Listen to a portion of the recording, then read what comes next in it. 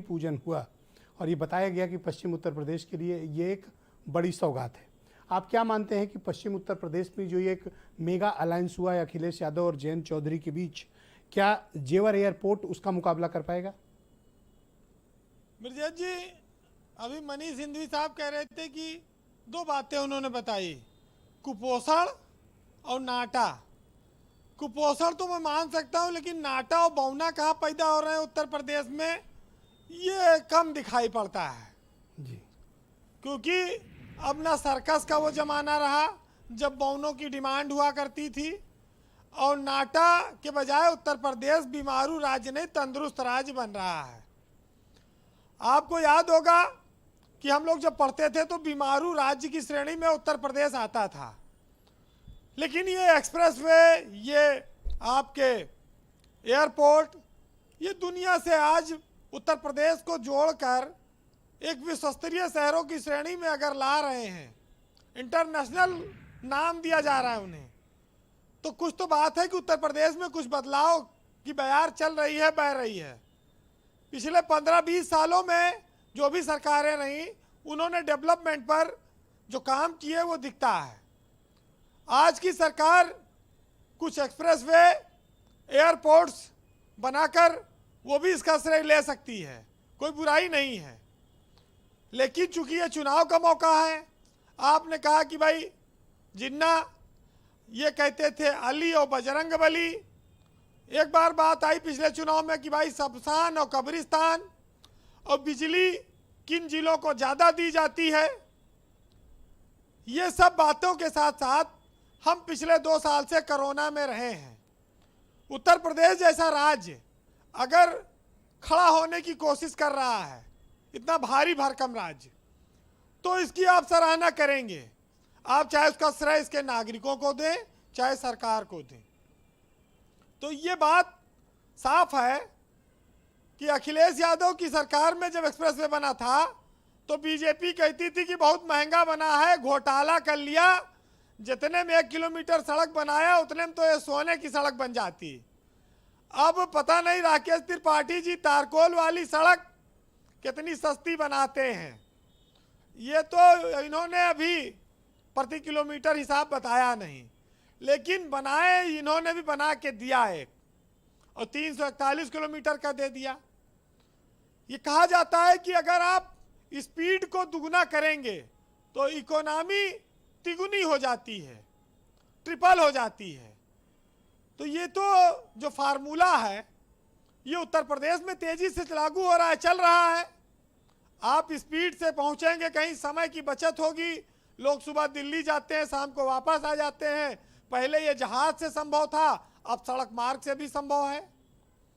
तो ये बातें कोई मामूली तो है नहीं कि हम जिस प्रदेश में रह रहे हो, जहां पर ये बात आती है कि साहब यहाँ तो नाटा खोटा बौना पैदा होते हैं लोग, यहाँ खून की कमी है, कुपोषण है, अनाज नहीं मिलता, खाना नहीं मिलता।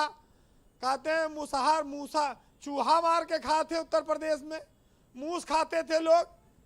कभी आपने सोचा होगा जी भाई नॉन वेज मीट मुर्गा बकरी खाते सुना होगा आपने, मूस कोई खाते हुए सुना? अब उस उत्तर प्रदेश में तमाम सारे बदलाव आ रहे हैं। तो हम अगर एक्सप्रेसवे के रास्ते दुनिया से जुड़ रहे हैं और दुनिया की नज़रों में आ रहे हैं तो अच्छी बात है, स्वागत होना चाहिए। और यूपी को विकास की अभी भी बहुत ज़रूरत है। ये बीमारू राज्य स्वस्थ राज्य बन जाए तो इसमें कोई बुराई नहीं है। आज मैंने देखा कि लखनऊ में जन अधिकार पार्टी नुनिया बिरादरी वालों की एक बड़ी रैली हुई जिसमें अखिलेश यादव गए थे। इनका क्या पॉलिटिकल इम्पैक्ट है पूर्वी यूपी में इस बिरादरी का?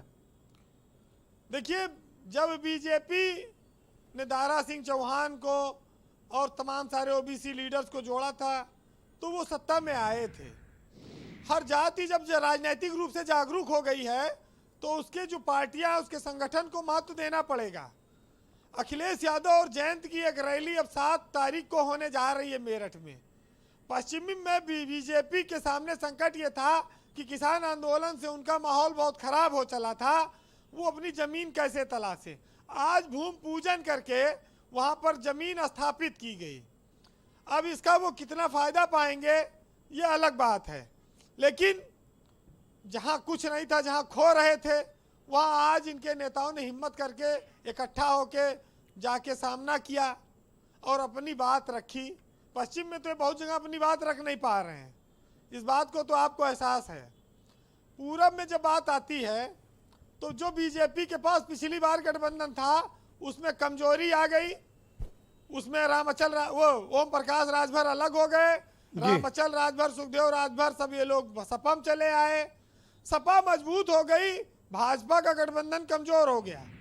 चुनाव का परिणाम क्या होगा ये अलग सामने दिखेगा।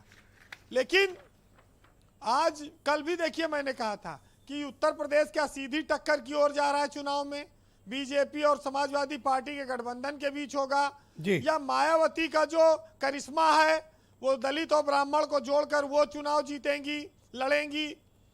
अच्छा, कांग्रेस के साथ अभी कोई आने को तैयार नहीं है, तो वहां तो कोई बातें नहीं है। बात तो यही 2, 3, 4 दलों में होनी है। लेकिन जहाज उड़े, सड़क तेजी चले, विकास हो, कोई बुराई नहीं है। और एक्सप्रेसवे बना है तो टैक्स भी लेती है सरकार। जी वीरेंद्र जी, तो तमाम सारी चीजें हैं। ख्वाहिशें बहुत लंबी चौड़ी हैं।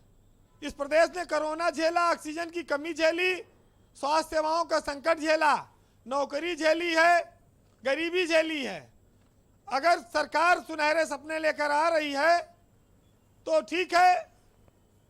यहाँ तो लोगों को फ्री राशन में लोग खुश हैं, 500 रुपया महीना में भी खुश हैं। तो भाई, जब हमारे यहाँ ये कहा जाता किसी ने कुछ दिया, तो मुफ्त की चीज को और भी दल कह रहे हैं बिजली देंगे, वो कह रहे हैं मोटरसाइकिल मोपेड देंगे, स्कूटी देंगे। तो लेने वाले सब तैयार बैठे किसी की सरकार बन जाए जी, कोई फर्क नहीं पड़ता इनको। बहरहाल, ख्वाहिशों का मोहल्ला बहुत बड़ा होता है। बेहतर यही है कि हम ज़रूरतों की किसी गली में मुड़ जाएं। और कहते हैं कि कांच जो होता है, अगर उस पर पारा चढ़ा दो तो वो आईना बन जाता है, और अगर किसी को आईना दिखा दो तो उसका पारा चढ़ जाता है। बड़ा अजीब है तुक कि सर्दी के मौसम में भी ओले पड़ने लगे हैं और किसी का पेट भरा तो वह बेवजह लड़ने लगे हैं। जी, बहुत बहुत शुक्रिया।